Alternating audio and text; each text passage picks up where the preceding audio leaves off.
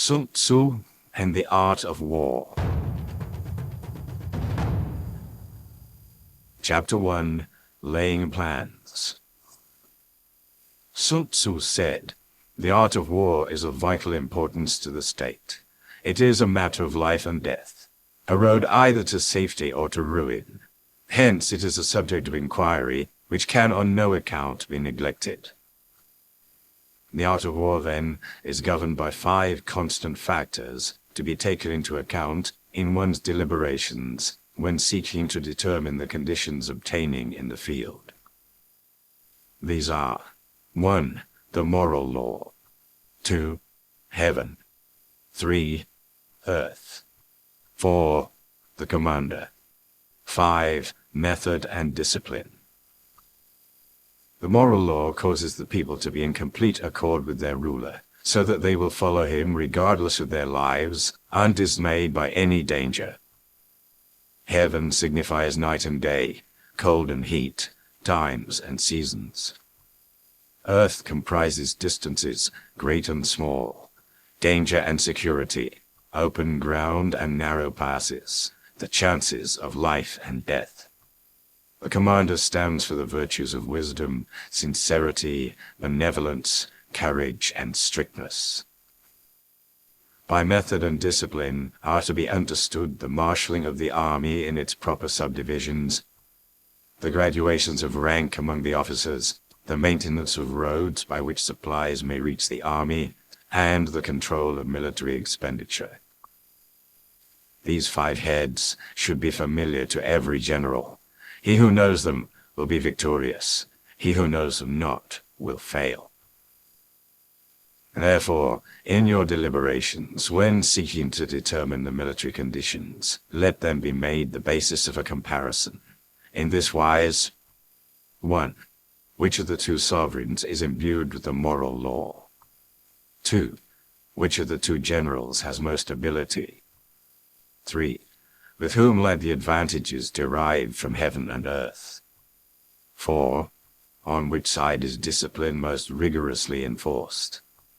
5. Which army is stronger? 6. On which side are officers and men more highly trained? 7.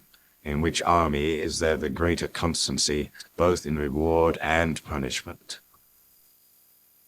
By means of these 7 considerations, I can forecast victory or defeat. The general that hearkens to my counsel and acts upon it will conquer. Let such a one be retained in command. The general that hearkens not to my counsel, nor acts upon it, will suffer defeat.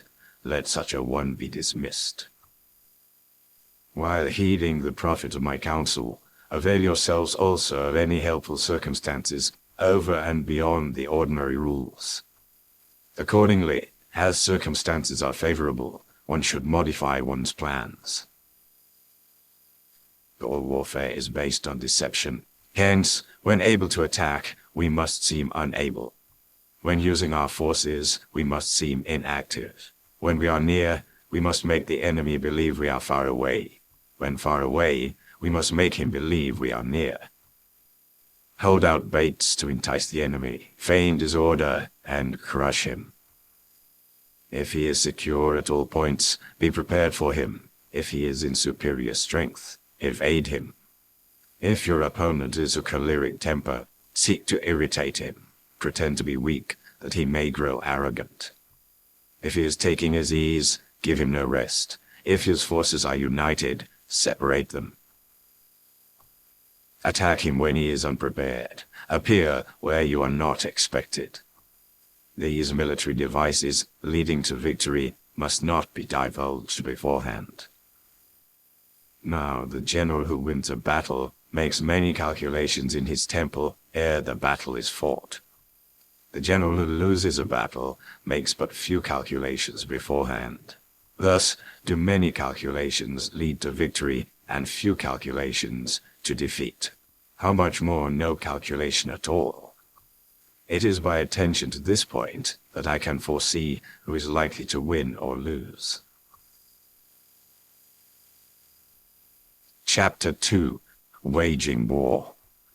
Sun Tzu said, In the operations of war, where there are in the field 1,000 swift chariots, as many heavy chariots, and 100,000 mail-clad soldiers, with provisions enough to carry them 1,000 li.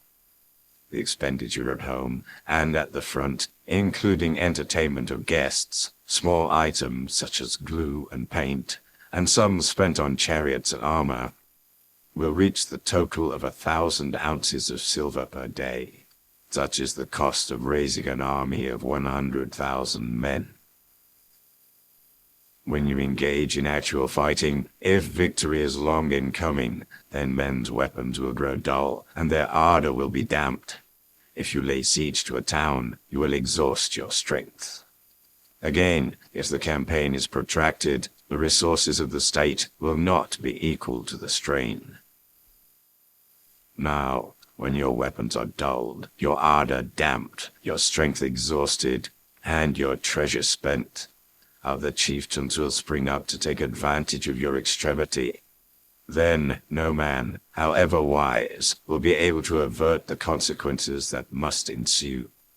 Thus, though we have heard of stupid haste in war, cleverness has never been seen associated with long delays.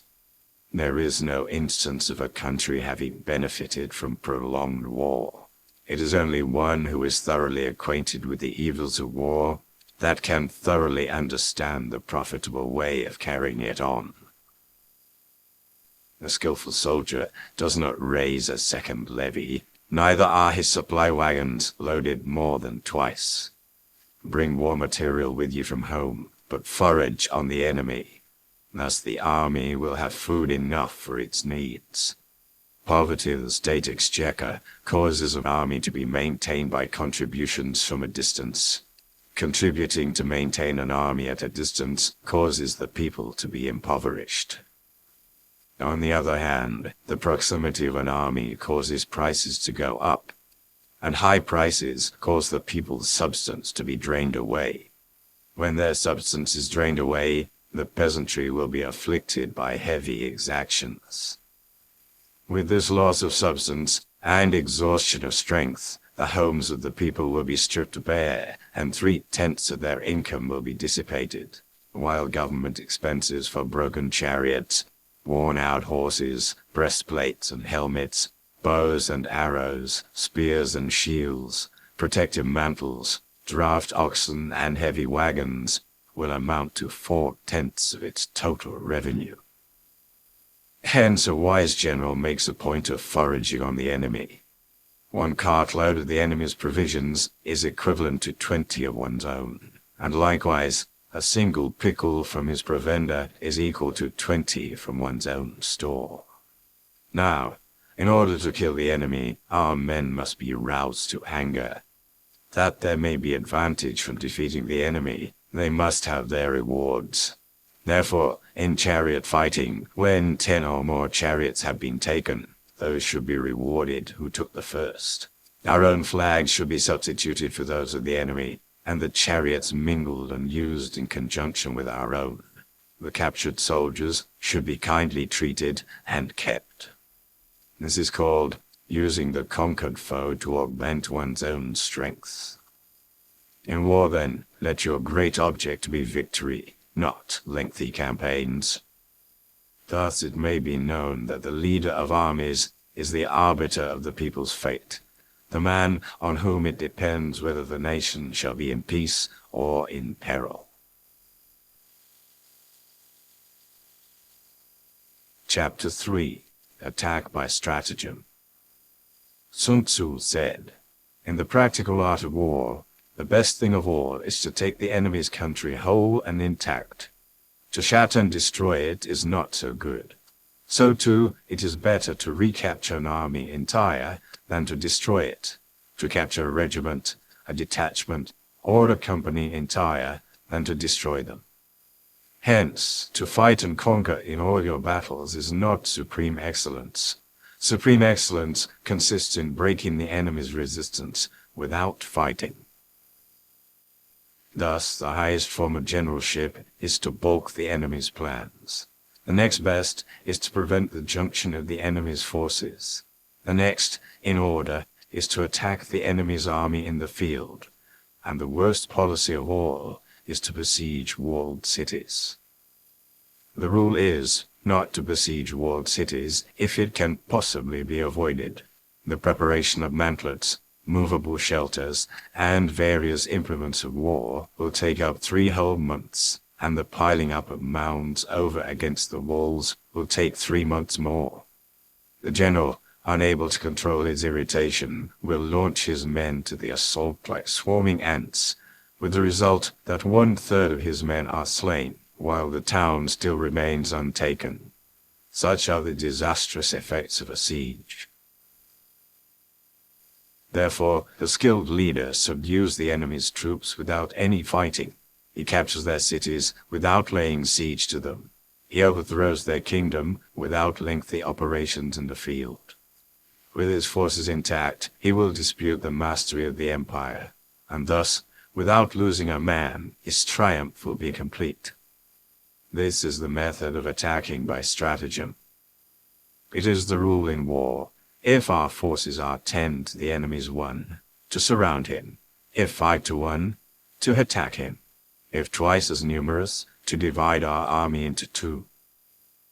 If equally matched, we can offer battle; if slightly inferior in numbers, we can avoid the enemy; if quite unequal in every way, we can flee from him.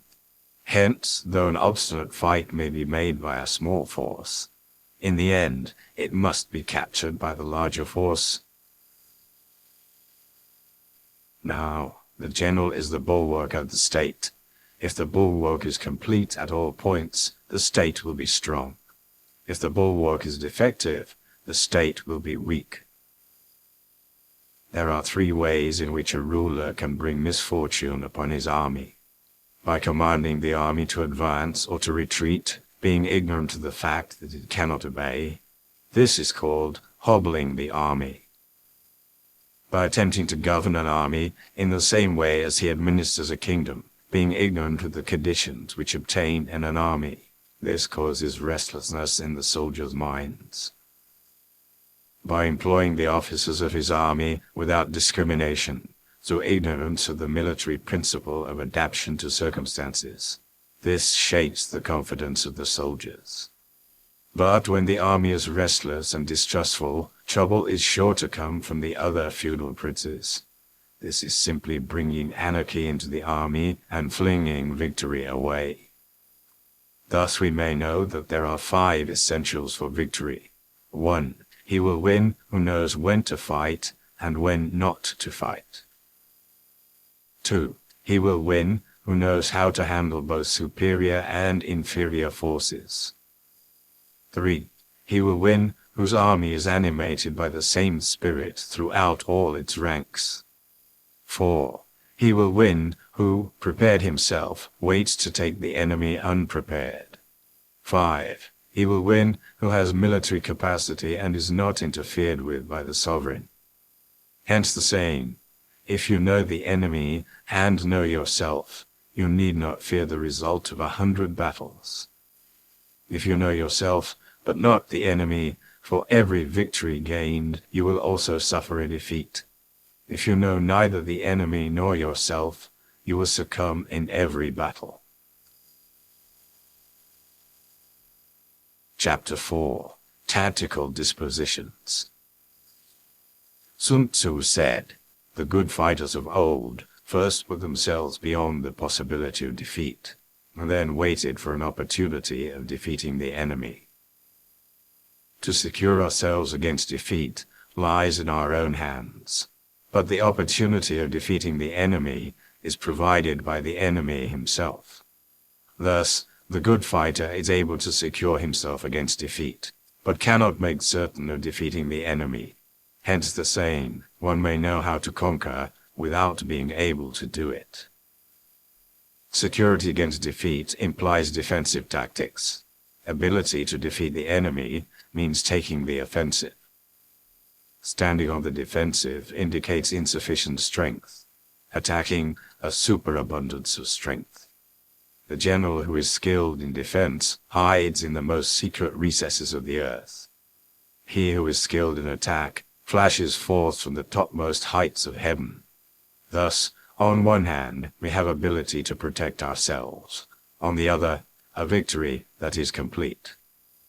To see victory only when it is within the ken of the common herd is not the acme of excellence. Neither is it the acme of excellence if you fight and conquer, and the whole empire says, "Well done." To lift an autumn hair is no sign of great strength. To see the sun and moon is no sign of sharp sight. To hear the noise of thunder is no sign of a quick ear. What the ancients called a clever fighter is one who not only wins, but excels in winning with ease. Hence his victories bring him neither reputation for wisdom nor credit for courage. He wins his battles by making no mistakes. Making no mistakes is what establishes the certainty of victory, for it means conquering an enemy that is already defeated. Hence the skillful fighter puts himself into a position which makes defeat impossible, and does not miss the moment for defeating the enemy. Thus it is that in war the victorious strategist only seeks battle after the victory has been won, whereas he who is destined to defeat first fights and afterwards looks for victory. The consummate leader cultivates the moral law and strictly adheres to method and discipline. Thus it is in his power to control success. In respect of military method, we have, firstly, measurement. Secondly, estimation of quantity. Thirdly, calculation. Fourthly, balancing of chances. Fifthly, victory. Measurement owes its existence to earth. Estimation of quantity to measurement. Calculation to estimation of quantity. Balancing of chances to calculation. And victory to balancing of chances. A victorious army, opposed to a routed one, is as a pound's weight placed in a scale against a single grain. The onrush of a conquering force is like the bursting of pent-up waters into a chasm 1,000 fathoms deep. Chapter 5. Energy. Sun Tzu said, "The control of a large force is the same principle as the control of a few men. It is merely a question of dividing up their numbers."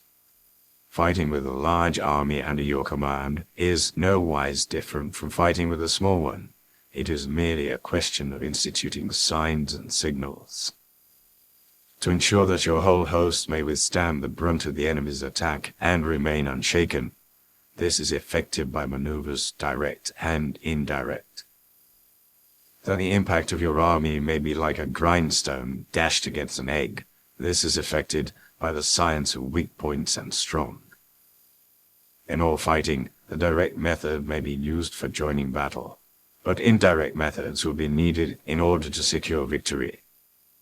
Indirect tactics, efficiently applied, are inexhaustible as heaven and earth, unending as the flow of rivers and streams. Like the sun and moon, they end, but to begin anew. Like the 4 seasons, they pass away to return once more. There are not more than 5 musical notes, yet the combinations of these 5 give rise to more melodies than can ever be heard. There are not more than 5 primary colors, blue, yellow, red, white, black.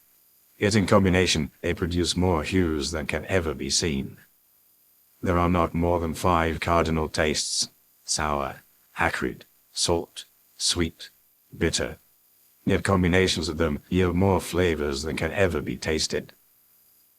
In battles, there are not more than 2 methods of attack, the direct and the indirect. Yet these 2 in combination give rise to an endless series of maneuvers. The direct and the indirect lead on to each other in turn. It is like moving in a circle. You never come to an end. Who can exhaust the possibilities of their combination? The onset of troops is like the rush of a torrent which will even roll stones along in its course. The quality of decision is like the well-timed swoop of a falcon, which enables it to strike and destroy its victim. Therefore the good fighter will be terrible in his onset and prompt in his decision. Energy may be likened to the bending of a crossbow. decision to the releasing of a trigger. Amid the turmoil and tumult of battle, there may be seeming disorder, and yet no real disorder at all. Amid confusion and chaos, your array may be without head or tail, yet it will be proof against defeat. Simulated disorder postulates perfect discipline. Simulated fear postulates courage. Simulated weakness postulates strength. Hiding order between the cloak of disorder is simply a question of subdivision. Concealing courage under a show of timidity presupposes a fund of latent energy. Masking strength with weakness is to be affected by tactical dispositions. Thus, one who is skillful at keeping the enemy on the move maintains deceitful appearances according to which the enemy will act. He sacrifices something that the enemy may snatch at. By holding out baits, he keeps him on the march. Then, with a body of picked men, he lies in wait for him. The clever combatant looks to the effect of combined energy and does not require too much from individuals. Hence his ability to pick out the right men and utilize combined energy. When he utilizes combined energy, his fighting men become, as it were, like unto rolling logs or stones. For it is in the nature of a log or a stone to remain motionless on level ground, and to move when on a slope. If four-cornered, to come to a standstill, but if round-shaped, to go rolling down. Thus the energy developed by good fighting men is as the momentum of a round stone, rolled down a mountain thousands of feet in height. So much on the subject of energy. Chapter 6. Weak Points and Strong. Sun Tzu said, "Whoever is first in the field and awaits the coming of the enemy will be fresh for the fight. Whoever is second in the field and has to hasten to battle will arrive exhausted." Therefore the clever combatant imposes his will on the enemy, but does not allow the enemy's will to be imposed on him. By holding out advantages to him, he can cause the enemy to approach of his own accord. Or, by inflicting damage, he can make it impossible for the enemy to draw near. If the enemy is taking his ease, he can harass him.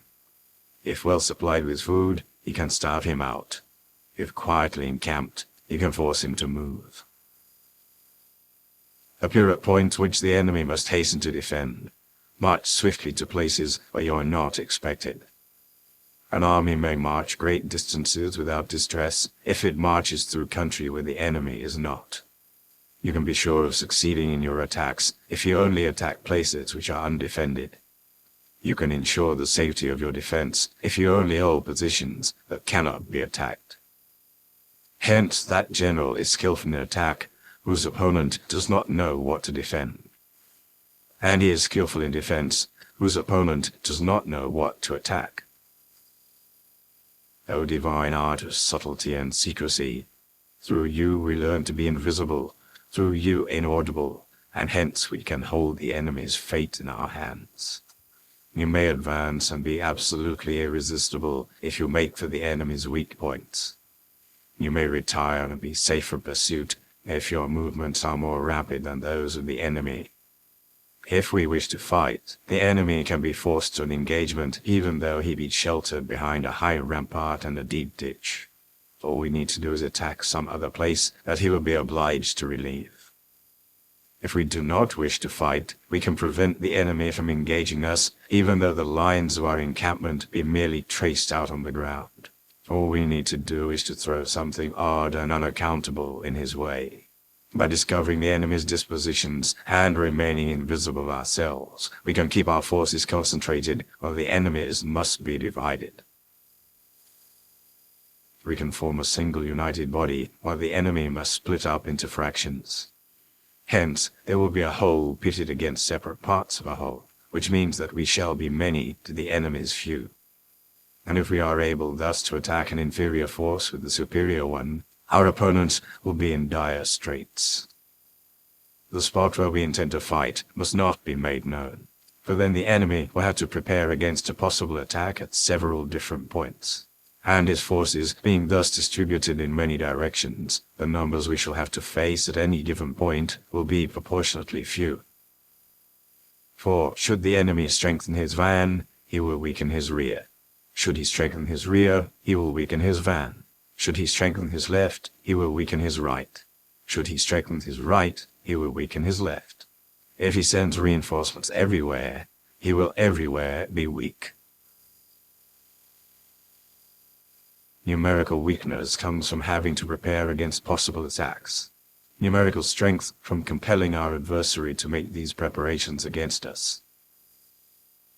Knowing the place and the time of the coming battle, we may concentrate from the greatest distances in order to fight. But if neither time nor place be known, then the left wing will be impotent to succor the right equally impotent to succor the left, the van unable to relieve the rear, or the rear to support the van. How much more so if the furthest portions of the army are anything under 100 li apart, and even the nearest are separated by several li. Though according to my estimate, the soldiers away exceeded our own in number, that shall advantage them nothing in the matter of victory. I say then, that victory can be achieved. Though the enemy be stronger in numbers, we may prevent him from fighting, scheme so as to discover his plans and the likelihood of their success. Arouse him and learn the principle of his activity or inactivity. Force him to reveal himself so as to find out his vulnerable spots. Carefully compare the opposing army with your own, so that you may know where strength is superabundant and where it is deficient. In making tactical dispositions, the highest pitch you can attain is to conceal them. Conceal your dispositions, and you will be safe from the prying of the subtlest spies, from the machinations of the wisest brains. How victory may be produced for them out of the enemy's own tactics, that is what the multitude cannot comprehend. All men can see the tactics whereby I conquer, but what none can see is the strategy out of which victory is evolved. Do not repeat the tactics which have gained you one victory, but let your methods be regulated by the infinite variety of circumstances. Military tactics are like unto water, for water in its natural course runs away from high places and hastens downwards. So in war, the way is to avoid what is strong and to strike at what is weak. Water shapes its course according to the nature of the ground over which it flows. The soldier works out his victory in relation to the foe whom he is facing. Therefore, just as water retains no constant shape, so in warfare there are no constant conditions. He who can modify his tactics in relation to his opponent and thereby succeed in winning may be called a heaven-born captain. The 5 elements, water, fire, wood, metal, earth, are not always equally predominant. The 4 seasons make way for each other in turn. There are short days and long. The moon has its periods of waning and waxing. Chapter 7. Maneuvering. Sun Tzu said, "In war, the general receives his commands from the sovereign. Having collected an army and concentrated his forces, he must blend and harmonize the different elements thereof before pitching his camp. After that comes tactical maneuvering, than which there is nothing more difficult. The difficulty of tactical maneuvering consists in turning the devious into the direct, and misfortune into gain. Thus to take a long and circuitous route after enticing the enemy out of the way, and those starting after him to contrive to reach the goal before him, shows knowledge of the artifice of deviation. Maneuvering with an army is advantageous, with an undisciplined multitude most dangerous. If you set a fully equipped army in march in order to snatch an advantage, the chances are that you will be too late. On the other hand, to detach a flying column for the purpose involves the sacrifice of its baggage and stores. Thus, if you order your men to roll up their buff coats and make forced marches without halting day or night, covering double the usual distance at a stretch, doing 100 li in order to wrest an advantage, the leaders of all your 3 divisions will fall into the hands of the enemy. The stronger men will be in front, the jaded ones will fall behind, and on this plan only 1/10 of your army will reach its destination. If you march 50 li in order to outmaneuver the enemy, You will lose the leader of your first division, and only half your force will reach the goal. If you march 30 li with the same object, 2/3 of your army will arrive. We may take it then that an army without its baggage train is lost. Without provisions it is lost. Without bases of supply it is lost. We cannot enter into alliance until we are acquainted with the designs of our neighbors. We are not fit to lead an army on the march unless we are familiar with the face of the country, its mountains and forests, its pitfalls and precipices, its marshes and swamps. We shall be unable to turn natural advantage to account unless we make use of local guides. In war, practice dissimulation and you will succeed. Whether to concentrate or to divide your troops must be decided by circumstances. Let your rapidity be that of the wind, your compactness that of the forest. In raiding and plundering, be like fire. Immovability is like a mountain. Let your plans be dark and impenetrable as night, and when you move, fall like a thunderbolt.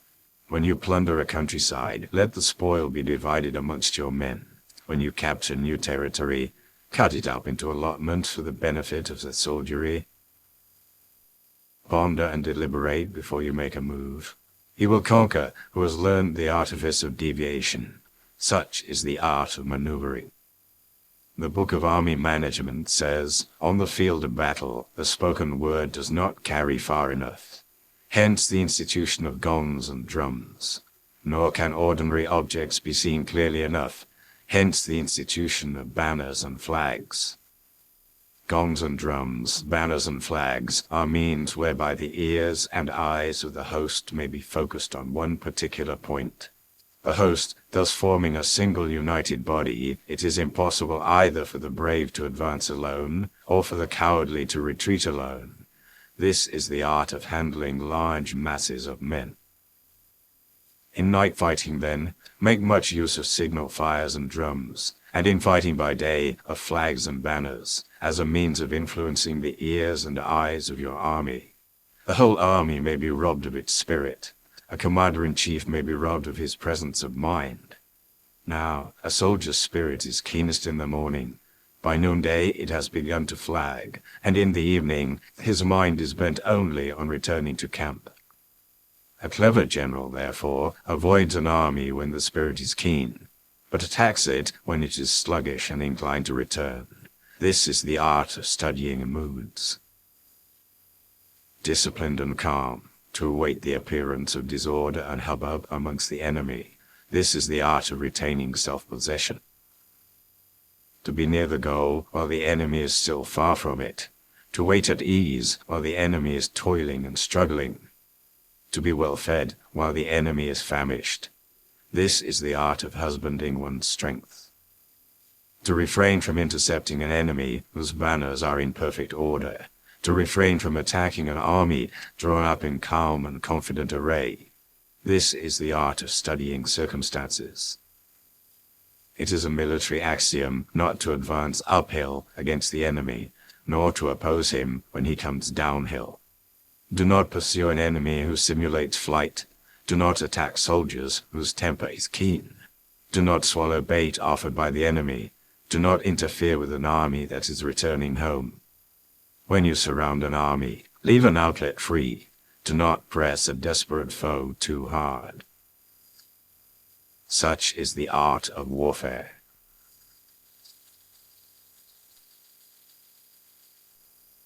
Chapter 8. Variation in Tactics. Sun Tzu said, in war, the general receives his commands from the sovereign, collects his army, and concentrates his forces. When in difficult country, do not encamp. In country where high roads intersect, join hands with your allies. Do not linger in dangerously isolated positions. In hemmed-in situations, you must resort to stratagem. In desperate position, you must fight. There are roads which must not be followed, armies which must not be attacked, towns which must be besieged, positions which must not be contested, commands of the sovereign which must not be obeyed. The general, who thoroughly understands the advantages that accompany variation of tactics, knows how to handle his troops. The general, who does not understand these, may be well acquainted with the configuration of the country, yet he will not be able to turn his knowledge to practical account. So, the student of war who is unversed in the art of war of varying his plans, even though he be acquainted with the 5 advantages, will fail to make the best use of his men. Hence, in the wise leader's plans, considerations of advantage and of disadvantage will be blended together. If our expectation of advantage be tempered in this way, we may succeed in accomplishing the essential part of our schemes. If, on the other hand, in the midst of difficulties, we are always ready to seize an advantage, we may extricate ourselves from misfortune. Reduce the hostile chiefs by inflicting damage on them, and make trouble for them, and keep them constantly engaged. Hold out specious allurements, and make them rush to any given point. The art of war teaches us to rely not on the likelihood of the enemy's not coming, but on our own readiness to receive him. Not on the chance of his not attacking, but rather on the fact that we have made our position unassailable. There are 5 dangerous faults which may affect a general. 1. Recklessness, which leads to destruction. 2. Cowardice, which leads to capture. 3. A hasty temper, which can be provoked by insults. 4. A delicacy of honor, which is sensitive to shame. 5. Over-solicitude for his men, which exposes him to worry and trouble. These are the 5 besetting sins of a general, ruinous to the conduct of war. When an army is overthrown and its leader slain, the cause will surely be found among these 5 dangerous faults. Let them be subject of meditation. Chapter 9. The Army on the March. Sun Tzu said, "We come now to the question of encamping the army and observing signs of the enemy. Pass quickly over mountains and keep in the neighborhood of valleys. Camp in high places, facing the sun. Do not climb heights in order to fight. So much for mountain warfare. After crossing a river, you should get far away from it. When an invading force crosses a river in its onward march, do not advance to meet it midstream. It will be best to let half the army get across and then deliver your attack. If you are anxious to fight, you should not go to meet the invader near a river which he has to cross. Moor your craft higher up than the enemy and facing the sun. Do not move upstream to meet the enemy. So much for river warfare. In crossing salt marshes, your sole concern should be to get over them quickly without any delay. If forced to fight in a salt marsh, you should have water and grass near you and get your back to a clump of trees. So much for operations in salt marshes. In dry, level country, take up an easily accessible position with rising ground to your right and on your rear, so that the danger may be in front and safety lie behind. So much for campaigning in flat country. These are 4 useful branches of military knowledge which enabled the Yellow Emperor to vanquish 4 several sovereigns. All armies prefer high ground to low, and sunny places to dark. If you are careful with your men and camp on hard ground, the army will be free from disease of every kind, and this will spell victory. When you come to a hill or a bank, occupy the sunny side, with the slope on your right rear. Thus, you will at once act for the benefit of your soldiers and utilize the natural advantages of the ground. When, in consequence of heavy rains up country, a river which you wish to ford is swollen and flecked with foam, you must wait till it subsides. Country in which there are precipitous cliffs with torrents running between, deep natural hollows, confined places, tangled thickets, quagmires and crevices, should be left with all possible speed and not approached. While we keep away from such places, we should get the enemy to approach them. While we face them, we should let the enemy have them on its rear. If in the neighborhood of your camp there should be any hilly country, Ponds surrounded by aquatic grass, hollow basins filled with reeds, or woods with thick undergrowth. They must be carefully routed out and searched, for these are places where men in ambush or insidious spies are likely to be lurking. When the enemy is close at hand and remains quiet, he is relying on the natural strength of his position. When he keeps aloof and tries to provoke a battle, he is anxious for the other side to advance. If his place of encampment is easy of access, he is tendering a bait. Movement amongst the trees of a forest shows that the enemy is advancing. The appearance of a number of screens in the midst of thick grass means that the enemy wants to make us suspicious. The rising of birds in their flight is the sign of an ambuscade. Startled beasts indicate that a sudden attack is coming. When there is dust rising in a high column, it is the sign of chariots advancing. When the dust is low, but spread over a wide area, it betokens the approach of infantry. When it branches out in different directions, it shows that parties have been sent to collect firewood. A few clouds of dust moving to and fro signify that the army is encamping. Humble words and increased preparations are signs that the enemy is about to advance. Violent language and driving forward as if to attack are signs that he will retreat. When the light chariots come out first and take up a position on the wings, it is a sign that the enemy is forming for battle. Peace proposals, unaccompanied by a sworn covenant, indicate a plot. When there is much running about and the soldiers fall into rank, it means that the critical moment has come. When some are seen advancing and some retreating, it is a lure. When the soldiers stand leaning on their spears, they are faint from want of food. If those who are sent to draw water begin by drinking themselves, the army is suffering from thirst. If the enemy sees an advantage to be gained and makes no effort to secure it, the soldiers are exhausted. If birds gather on any spot, it is unoccupied. Clamor by night betokens nervousness. If there is a disturbance in the camp, the general's authority is weak. If the banners and flags are shifted about, sedition is afoot. If the officers are angry, it means the men are weary. When an army feeds its horses with grain and kills its cattle for food, and when the men do not hang their cookie pots over the campfires, showing that they will not return to their tents, you may know that they are determined to fight to the death. The sign of men whispering together in small knots or speaking in subdued tones points to disaffection amongst the rank and file. Too frequent rewards signify that the enemy is at the end of his resources. Too many punishments betray a condition of dire distress. To begin by bluster, but afterwards to take fright at the enemy's numbers, shows a supreme lack of intelligence. When envoys are sent with compliments in their mouths, it is a sign that the enemy wishes for a truce.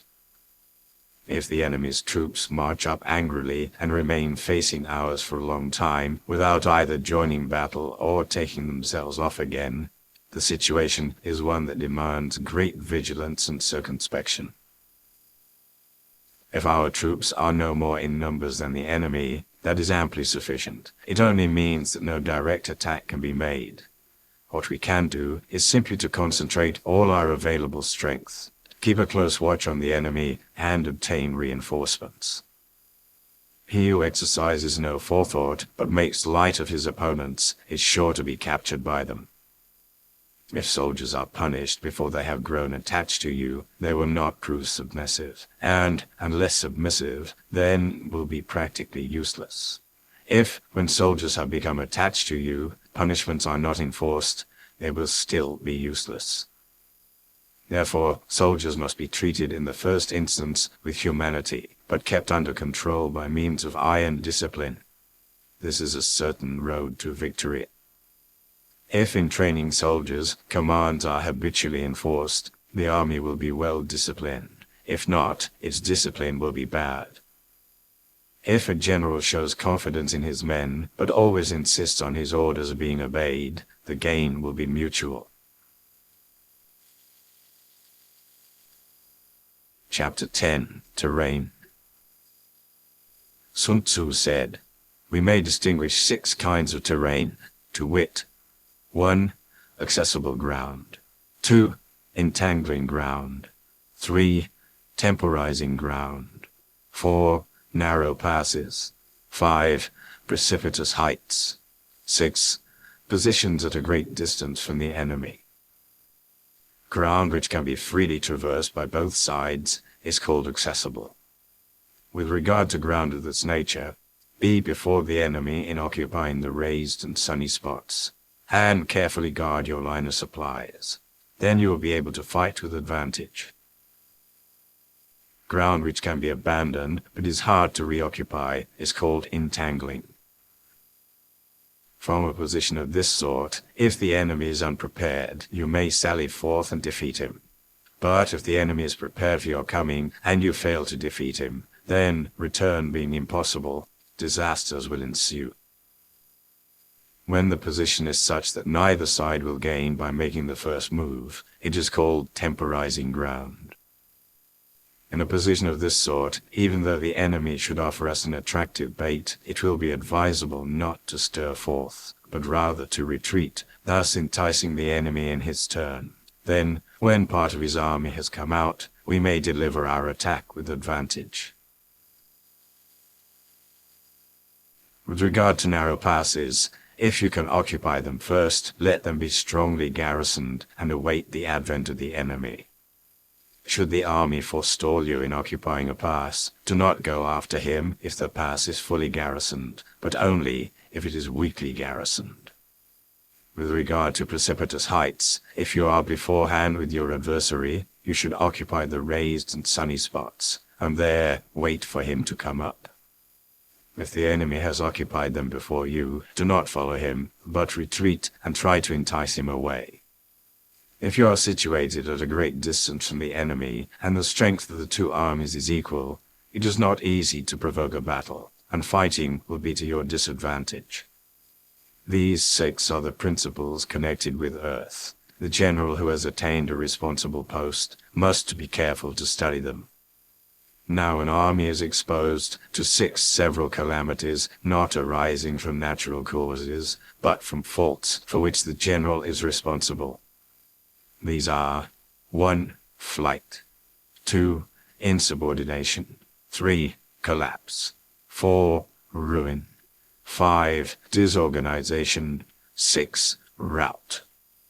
Other conditions being equal, if one force is hurled against another 10 times its size, the result will be the flight of the former. When the common soldiers are too strong and their officers too weak, the result is insubordination. When the officers are too strong and the common soldiers too weak, the result is collapse. When the higher officers are angry and insubordinate, and on meeting the enemy give battle on their own account, from a feeling of resentment, before the commander-in-chief can tell whether or no he is in a position to fight, the result is ruin. When the general is weak and without authority, when his orders are not clear and distinct, when there are no fixed duties assigned to officers and men, and the ranks are formed in a slovenly, haphazard manner, the result is utter disorganization. When a general, unable to estimate the enemy's strength, allows an inferior force to engage a larger one, or hurls a weak detachment against a powerful one, and neglects to place picked soldiers in the front rank, the result must be rout. There are 6 ways of courting defeat, which must be carefully noted by the general who has attained a responsible post. The natural formation of the country is the soldier's best ally, but a power of estimating the adversary, of controlling the forces of victory, and of shrewdly calculating difficulties, dangers, and distances, constitutes the test of a great general. He who knows these things, and in fighting puts his knowledge into practice, will win his battles. He who knows them not, nor practices them, will surely be defeated. If fighting is sure to result in victory, then you must fight, even though the ruler forbid it. If fighting will not result in victory, then you must not fight, even at the ruler's bidding. The general who advances without coveting fame and retreats without fearing disgrace, whose only thought is to protect his country and do good service for his sovereign, is the jewel of the kingdom. Regard your soldiers as your children, and they will follow you into the deepest valleys. Look upon them as your own beloved sons, and they will stand by you even unto death. If, however, you are indulgent, but unable to make your authority felt, kind-hearted, but unable to enforce your commands, and incapable, moreover, of quelling disorder, then your soldiers must be likened to spoilt children. They are useless for any practical purpose. If we know that our own men are in a condition to attack, but are unaware that the enemy is not open to attack, we have gone only halfway towards victory.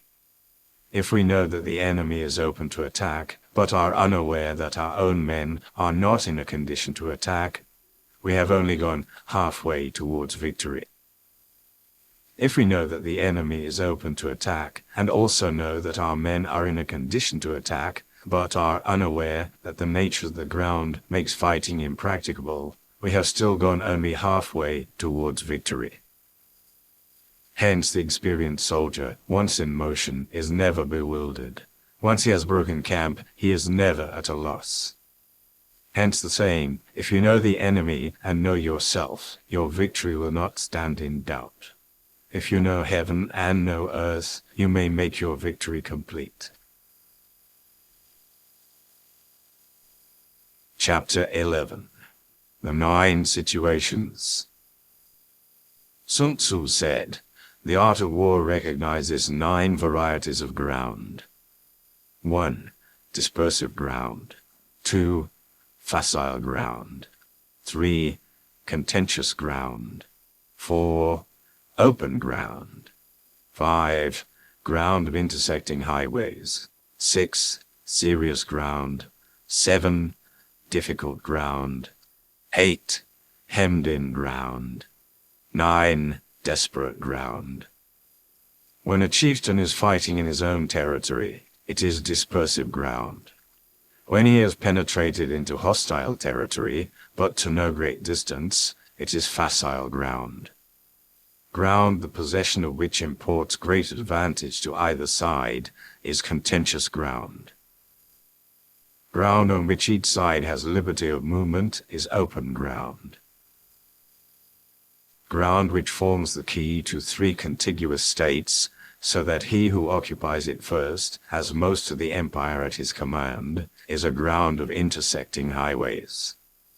When an army has penetrated into the heart of a hostile country, leaving a number of fortified cities in its rear, it is serious ground. Mountain forests, rugged steeps, marshes and fens, all country that is hard to traverse, this is difficult ground. Ground which is reached through narrow gorges, and from which we can only retire by tortuous paths, so that a small number of the enemy would suffice to crush a large body of our men. This is hemmed-in ground. Ground on which we can only be saved from destruction by fighting without delay is desperate ground. On dispersive ground, therefore, fight not. On facile ground, halt not. On contentious ground, attack not. On open ground, do not try to block the enemy's way. On the ground of intersecting highways, join hands with your allies. On serious ground, gather in plunder.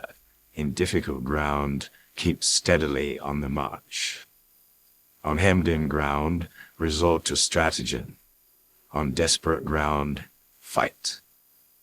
Those who were called skillful leaders of old knew how to drive a wedge between the enemy's front and rear, to prevent cooperation between his large and small divisions, to hinder the good troops from rescuing the bad, the officers from rallying their men. When the enemy's men were united, they managed to keep them in disorder. When it was to their advantage, they made a forward move. When otherwise, they stopped still.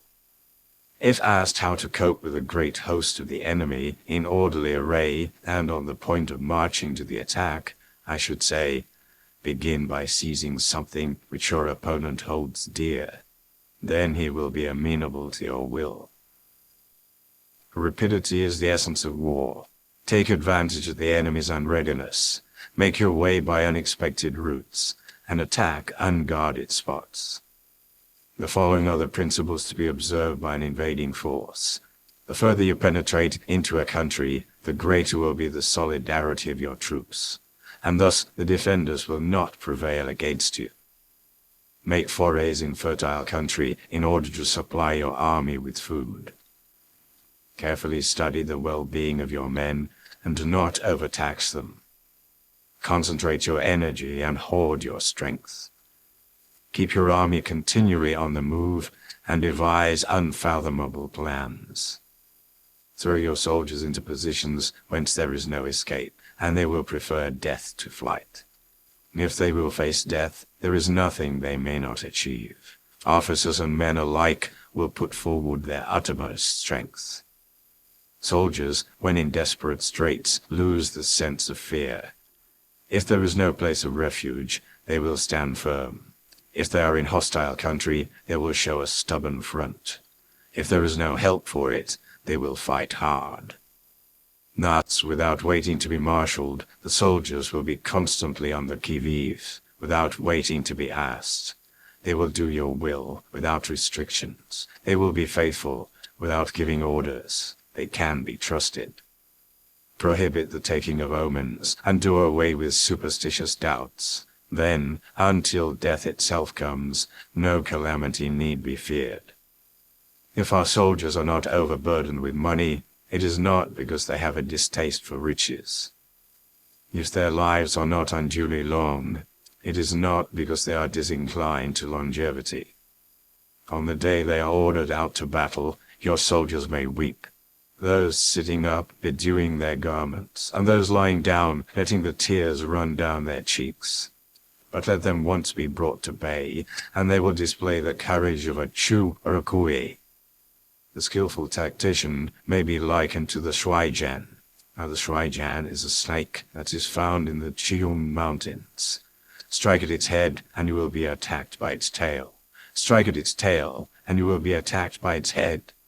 Strike at its middle, and you will be attacked by the head and tail, both. Asked if an army can be made to imitate the Shuaijian, I should answer yes. For the men of Wu and the men of Yue are enemies, yet if they are crossing a river in the same boat and are caught by a storm, they will come to each other's assistance, just as the left hand helps the right. Hence it is not enough to put one's trust in the tethering of horses and the burying of chariot wheels in the ground. The principle on which to manage an army is to set up one standard of courage which all must reach. How to make the best of both strong and weak, that is a question involving the proper use of ground. Thus, the skillful general conducts his army just as though he were leading a single man, willy-nilly, by the hand. It is the business of a general to be quiet and thus ensure secrecy, upright and just, and thus maintain order. He must be able to mystify his officers and men by false reports and appearances, and thus keep them in total ignorance. By altering his arrangements and changing his plans, he keeps the enemy without definite knowledge. By shifting his camp and taking circuitous routes, he prevents the enemy from anticipating his purpose. At the critical moment, the leader of an army acts like one who has climbed up a height and then kicks away the ladder behind him. He carries his men deep into hostile territory before he shows his hand. He burns his boats and breaks his cooking pots.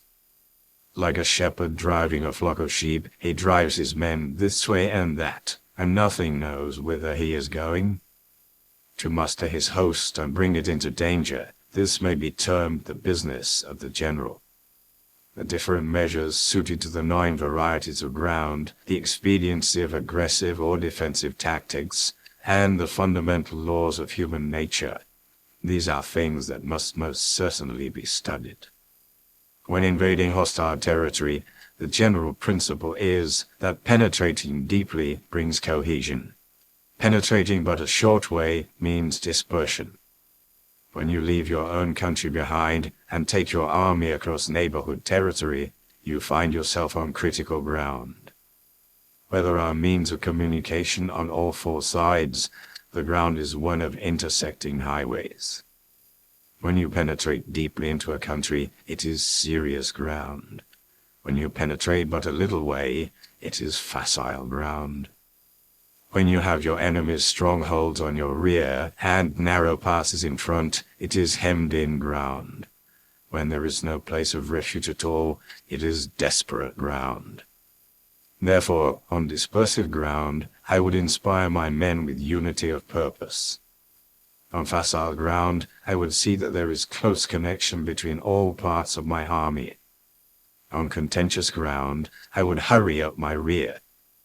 On open ground, I would keep a vigilant eye on my defenses. On ground of intersecting highways, I would consolidate my alliances.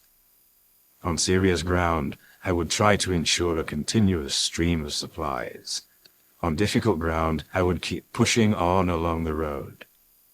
On hemmed-in ground, I would block any way of retreat. On desperate ground, I would proclaim to my soldiers the hopelessness of saving their lives.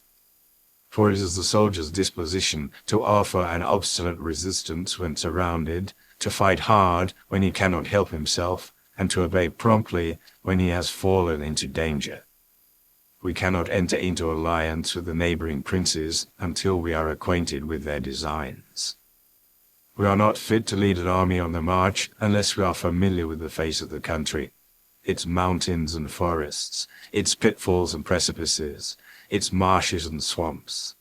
We shall be unable to turn natural advantages to account unless we make use of local guides. To be ignored of any one of the following 4 or 5 principles does not befit a warlike prince.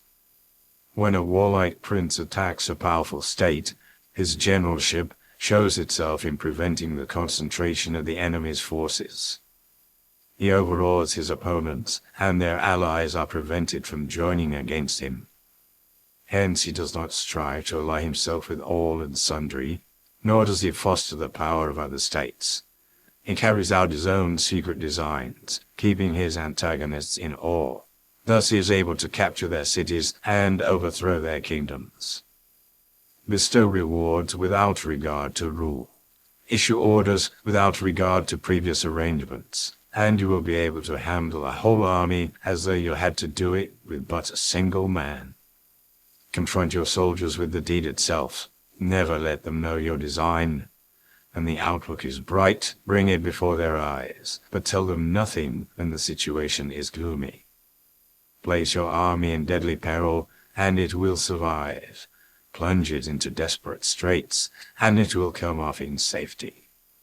For it is precisely when a force has fallen into harm's way that it is capable of striking a blow for victory. Success in warfare is gained by carefully accommodating ourselves to the enemy's purpose. By persistently hanging on to the enemy's flank, we shall succeed in the long run in killing the commander-in-chief. This is called ability to accomplish a thing by sheer cunning. On the day that you take up your command, block the frontier passes, destroy the official tallies, and stop the passage of all emissaries. Be stern in the council chamber, so that you may control the situation. If the enemy leaves a door open, you must rush in.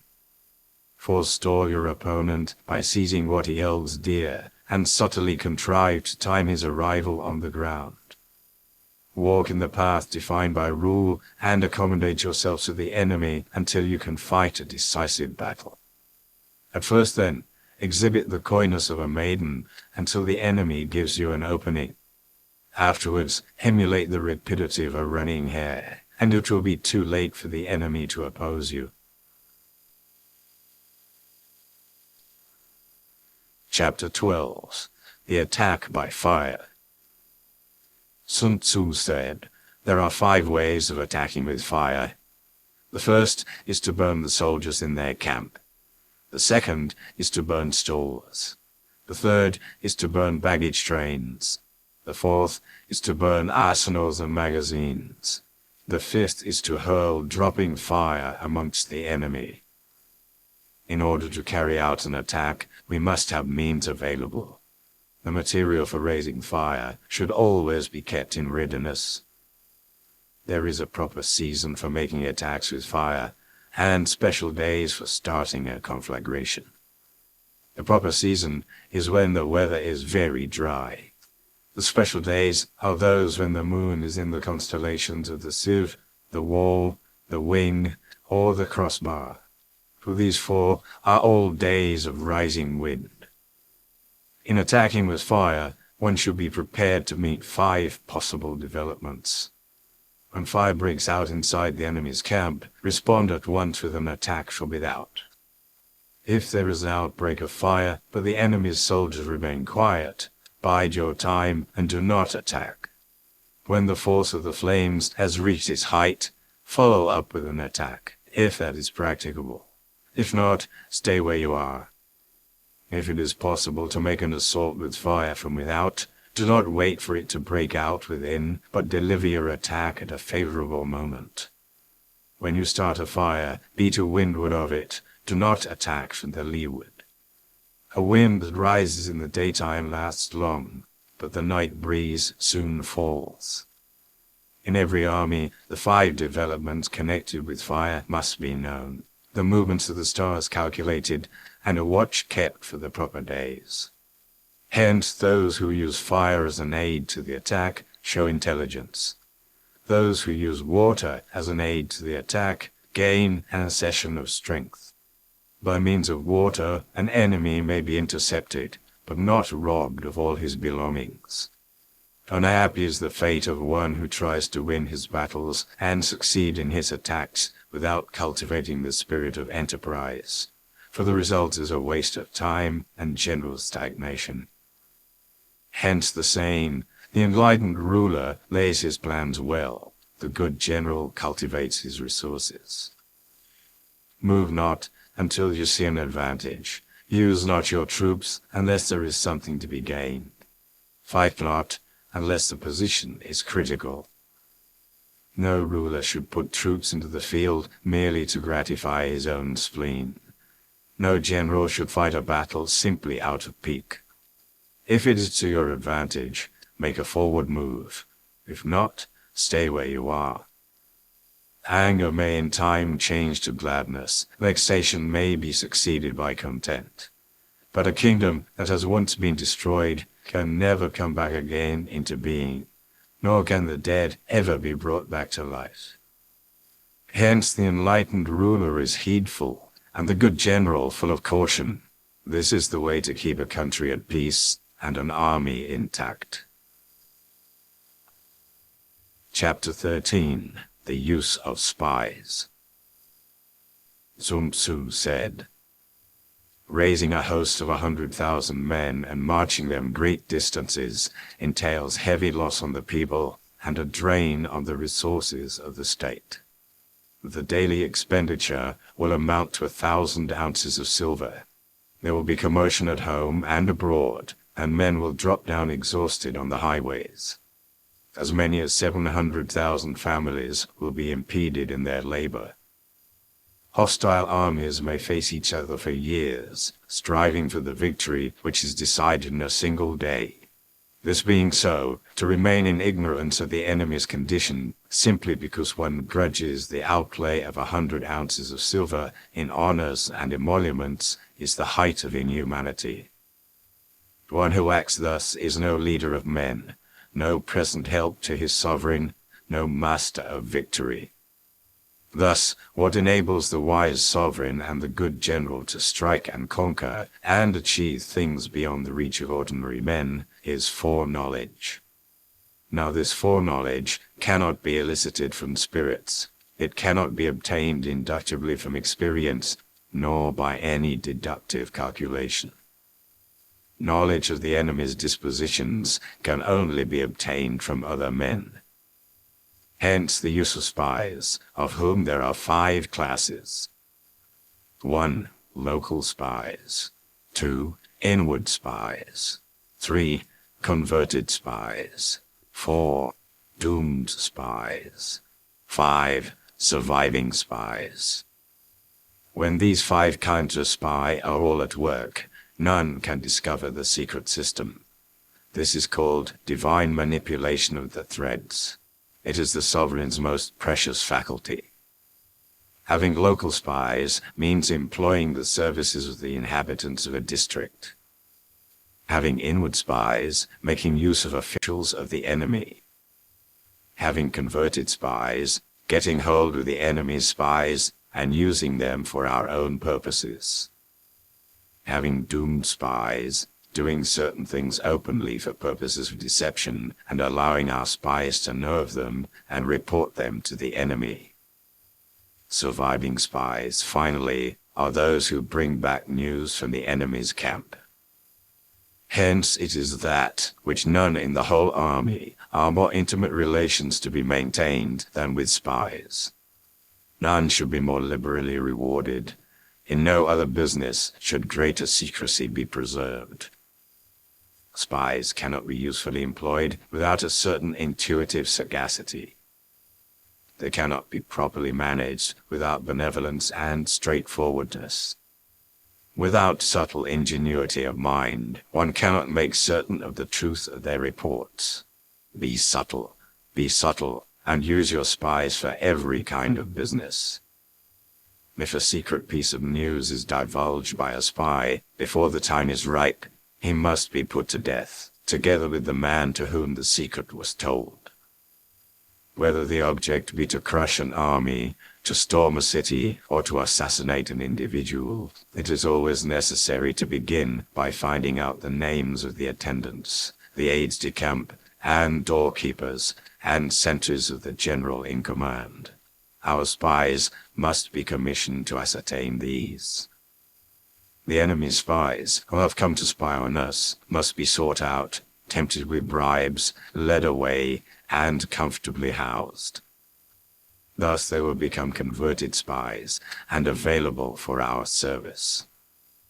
It is through the information brought by the converted spy that we are able to acquire and employ local and inward spies. It is owing to his information again that we can cause the doomed spy to carry false tidings to the enemy. Lastly, it is by his information that the surviving spy can be used on appointed occasions. The end and aim of spying, in all its 5 varieties, is knowledge of the enemy, and this knowledge can only be derived in the first instance from the converted spy. Hence it is essential that the converted spy be treated with the utmost liberality. Of old, the rise of the Yin dynasty was due to Ai Qi, who had served under the Hsia. Likewise, the rise of the Zhou dynasty was due to Liu Ya, who had served under the Yin. Hence, it is only the enlightened ruler and the wise general who will use the highest intelligence of the army for purposes of spying, and thereby they achieve great results. Spies are a most important element in warfare, because on them depends an army's ability to move.